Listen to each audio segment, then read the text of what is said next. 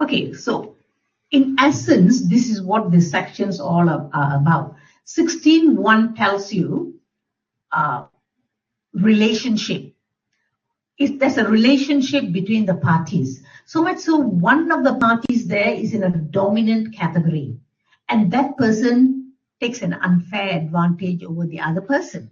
Looking at the elements, relationship subsisting between the parties.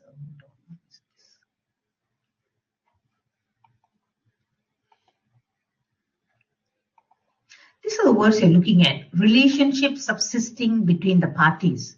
So doctor-patient, right? Father-children. There is some kind of relationship. Now, under this relationship, one of the parties is in a dominant relationship. That means you're exerting. Can't see it, but that's exertion of power. And what does this person do? Takes an unfair advantage. Takes advantage, like you see, the father is staying with, let's say, the daughter Alice. She's the daughter, so she's taking good care of the father, and the father, likes her for whatever her care and concern and all that, and he's the one who's transferring the property to her. So there is a relationship, father and daughter. Daughter is in a dominant position. Why? Because whatever she says, the father listens. Is she taking an unfair advantage? Because later on what happens? The father transfers the entire house to her. Now, is that unfair advantage? Very difficult to say, because you could be genuine for all we know. I mean, that's your parent, so it's only the right thing to do, is he take care. But your father feels very obliged to give you something extra compared to the rest of his kids. So the question is, did you take advantage? Maybe yes, but did you take an unfair advantage? Because early on he said all the kids will get, but today you're getting the entire property. So the keywords: relationship, position of dominance, unfair advantage. Now 16 sub 2 tells you who's the person who could have dominated your willpower, the stronger party, where you hold a real or apparent authority. This is more between parents and children. Or maybe fiduciary, like the priest and disciple, doctor-patient. When I do revision, I'll show you the questions, how they're asking under the modern trend. So that's one, and this is what actually they're focusing on, either parent and child, somewhere there, husband, wife, or relationship, right? Fiduciary relationship, where you have one at the higher end, doctor-patient or priest and disciple.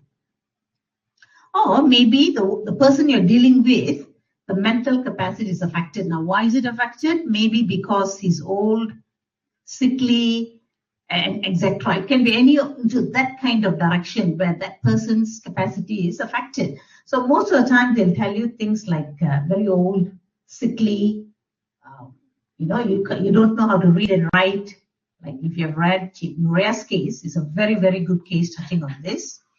So end of the day, right? I want to bring an action. This is a civil case. Let's say the brothers want to bring an action against the sister. It's a civil case. The burden of proof is on the plaintiff. That means the party who's going to sue. So who's the party who's going to sue? Let's say the brothers. What must the brothers prove?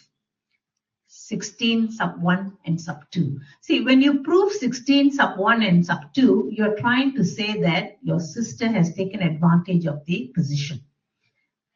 That means you are actually ending up writing all these and whatever the area that's given to you in the exams to control of the father, or whatever, something there. The facts will tell you.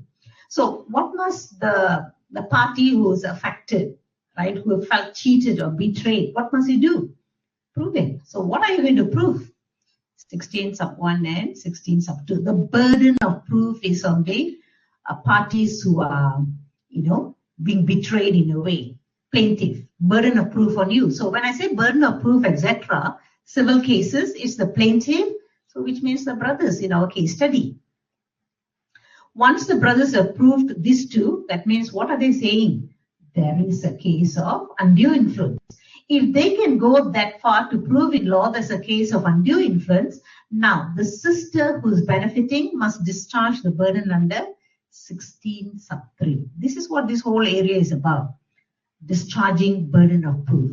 But 16 sub 3 can only come in after the brothers can prove 1 and 2.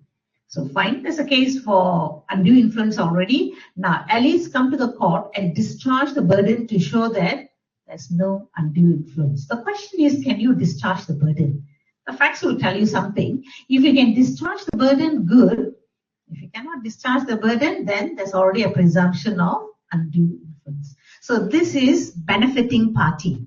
The benefiting party has got the burden to prove that, look, there's no undue influence at all. So that's how the exam questions are going. So be careful when they give you whatever the subcategories. So assuming there's a case of undue influence and etc., what is the effect? So we've got lots of illustrations and so forth. Effect. Section 20. See, for the others, I'm looking at section 19. But for undue influence, you're looking at section 20, which is telling you the same thing. So what is the effect? Voidable. And you know the meaning of the word voidable. Well, you can challenge it if you want to challenge it. If you don't want to challenge it, fine, accept whatever it is. So section 20 tells you the effect is voidable. And then to tie up for the 2 marks, section 20 plus you should also bring in, if possible, illustration and a case law to back up. Tight thing.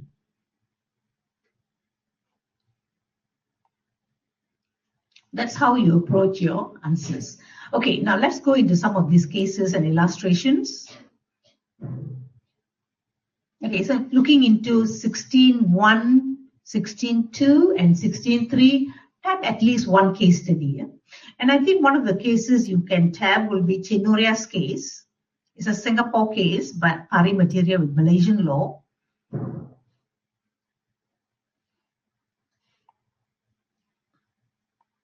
This is auntie and nephew. Okay, we have a case here, an elderly woman who doesn't know how to read and write, and but she has got property, landed property in Singapore. Now, since she's old and she couldn't read and write, her nephew assisted her initially.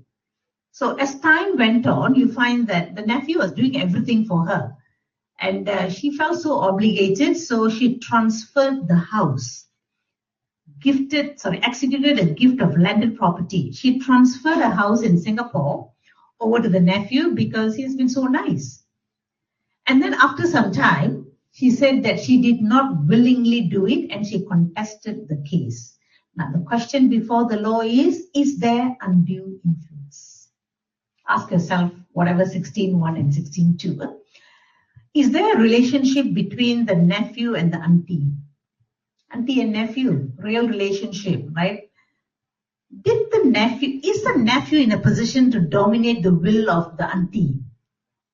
Did he take an unfair advantage? Very difficult to say.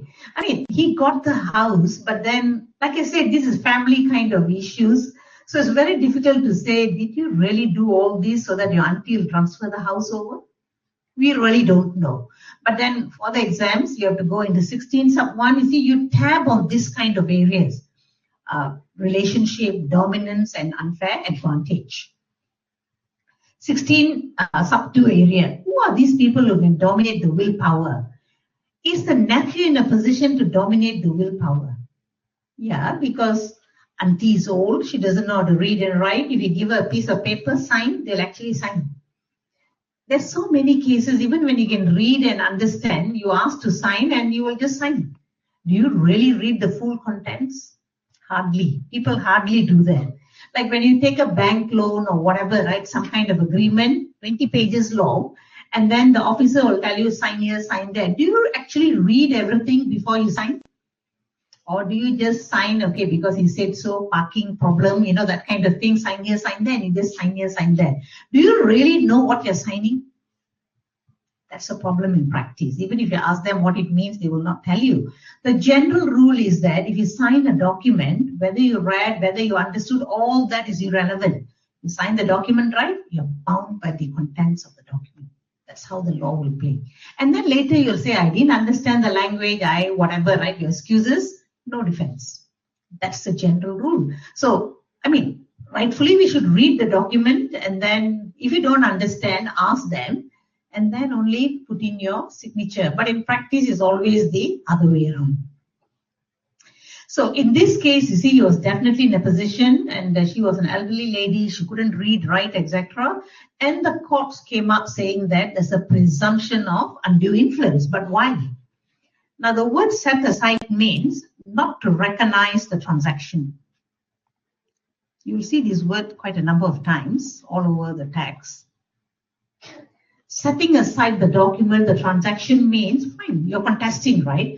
So when one is contesting, do we recognize the papers and all that? No, we don't. We keep that aside.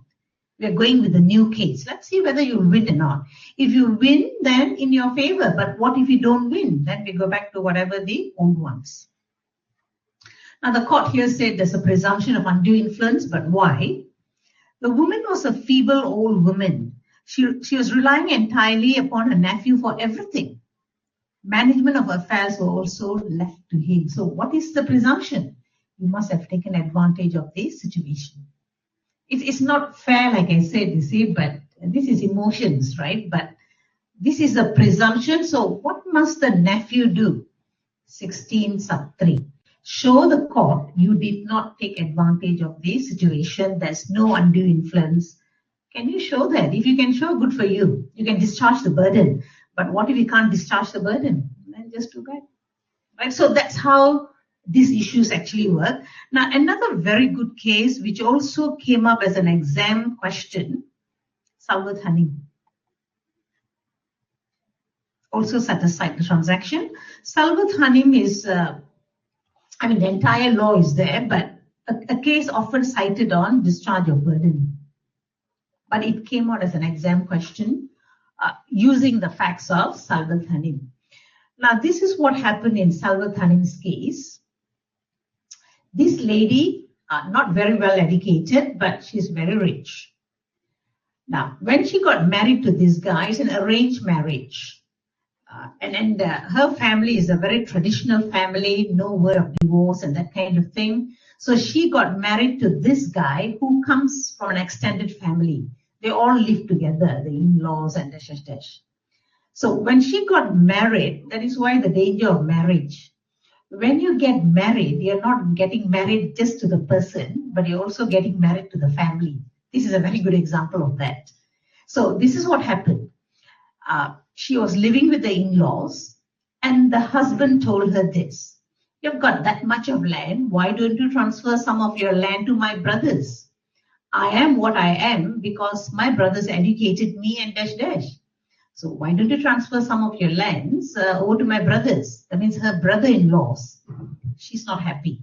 She doesn't mind transferring it to her husband, but definitely not to the brother-in-laws. After all, that was her property, gifted to her by her parents, that kind of thing. So she wasn't happy.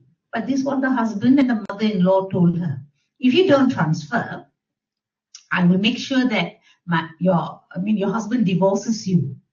And the husband also told her the same thing. You're not, a dutiful wife, etc. So you're not listening to what we're saying and that kind of story. And she wasn't allowed to go back home. She is to live, and because you see, when you go back home to your own parents and whatnot, you can go for independent advice.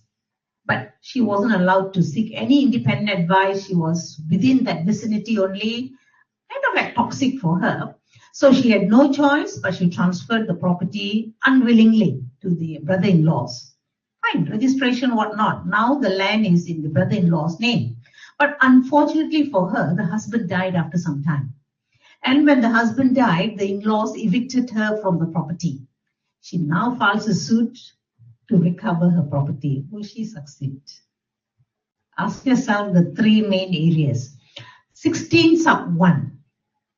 Relationship. The relationship, in-laws, husband, etc. Were they in a position to dominate her willpower? She wasn't even allowed to go out of the house. She was confined to that house only. Could they have taken advantage of her? Unfair advantage. Okay, so we'll actually, for you'll just write the law, the keywords. Then the second one, you see, who are those parties who could be in a dominant position? The in-laws, the husband, right? Okay, fine. If this lady can establish 16, 1 and 2, right, that means there's already a case of undue influence.